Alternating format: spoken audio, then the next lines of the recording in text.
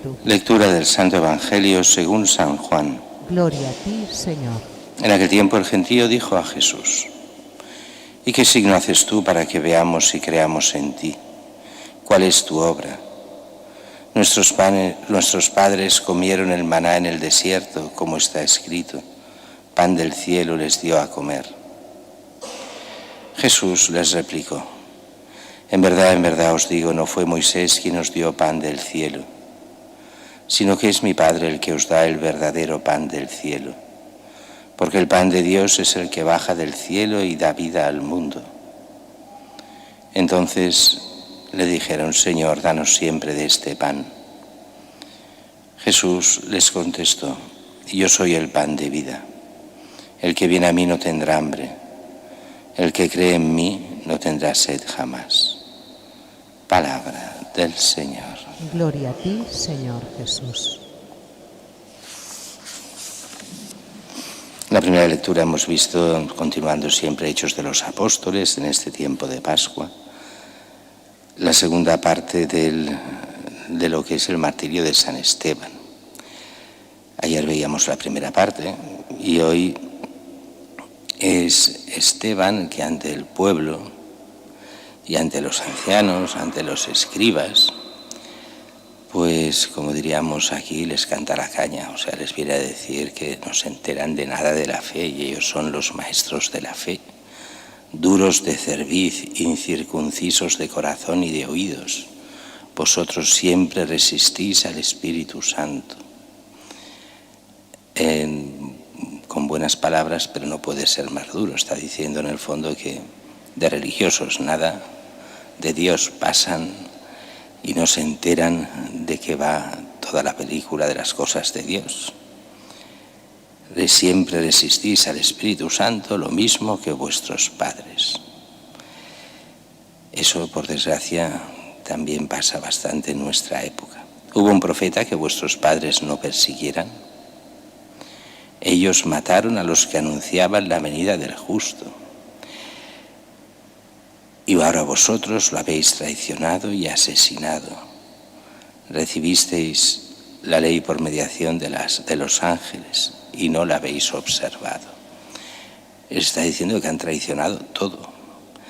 ¿Y por qué él puede decir con certeza que han traicionado todo cuando ellos son aparentemente buenos judíos y gente religiosa?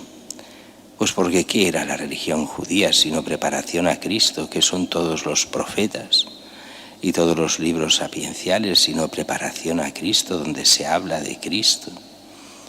Y sin embargo ellos lo que han hecho es pasar olímpicamente y matar al Cristo, como sus padres mataron a los profetas, siempre contra la fe.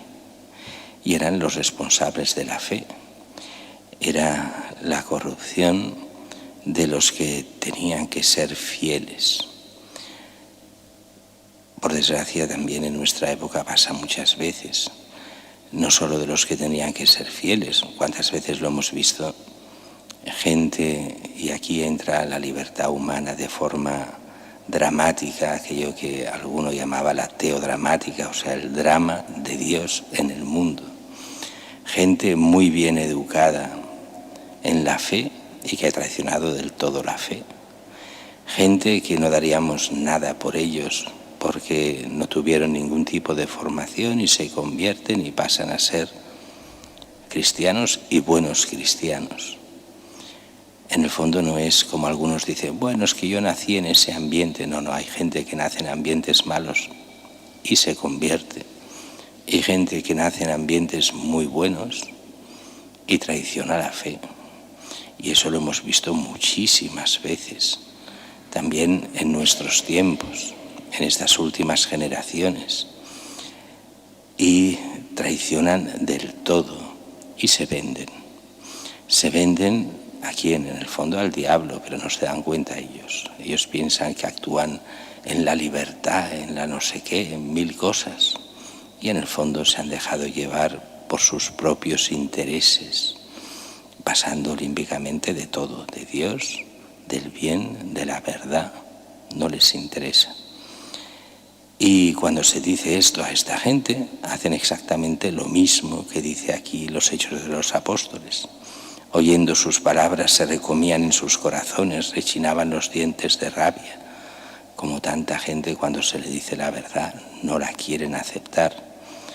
Y no la quieren aceptar porque a quien no quieren aceptar es a Cristo.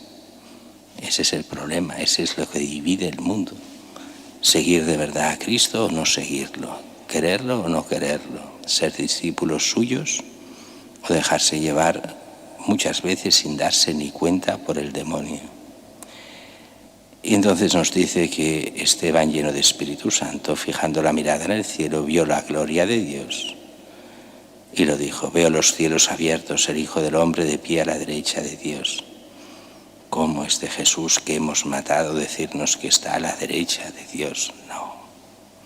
Se enfadan todavía más, se tapan los oídos, se abrazan contra él, lo empujan fuera de la ciudad. Recordemos, no se podía matar dentro de la ciudad, se podía matar fuera, pero dentro no. Legalmente no se podía matar a nadie, lo tenían que hacer los romanos, pero si era por tumulto, los romanos no hacían caso, y mientras no fuera ciudadano romano, pues dejaban hacer. Aunque teóricamente no era así, teóricamente tenían que ser juzgados por los romanos, pero vemos estos apedreamientos donde se mataba como una especie de juicio particular del pueblo, pero que normalmente no estaba permitido por la ley romana, sí la judía. Y entonces vienen varios hechos que son para nosotros importantes. El primer hecho, aparece Saulo, el futuro San Pablo, el que de alguna forma indirecta no apedrea, pero que sí dice que los testigos dejaron sus capas a los pies de un joven llamado Saulo y se pusieron a apedrear a Esteban. Saulo aprobaba su ejecución y Saulo era un maestro de la ley, era un rabí y bien formado en el judaísmo, y está totalmente de acuerdo. Hay que perseguir a estos cristianos. Todavía no se les llama cristianos, sino a los que siguen a Jesús. Hay que apedrear, hay que matarlos. Son traidores a la ley. Es aquello que él mismo dirá, que los judíos, el mismo Pablo, cuando más adelante, dirá que los judíos tienen esa especie de velo que les impide ver la verdad de Cristo cuando está en todo el Antiguo Testamento ya profetizada. No lo ven y no quieren verlo. Ellos ya se habían hecho la religión a su manera y esa era la forma en que tenía que ser. Habían dogmatizado sobre lo que no era dogma, como a veces hacemos también o hacen también en nuestra sociedad muchos. La segunda es que este primer mártir, Esteban, da ejemplo a todos los demás mártires. Mueren rezando por los que les persiguen. Esto fue muy curioso porque casi todas las actas de los mártires de toda la historia, y especialísimamente aquí en la gran persecución que hubo en tiempos de la República y en tiempos de la guerra civil, los mártires morían así, pidiendo a Dios el perdón de aquellos que les mataban, pidiendo su conversión, pidiendo que no les tengan en cuenta este pecado. Y eso es típico del martirio cristiano.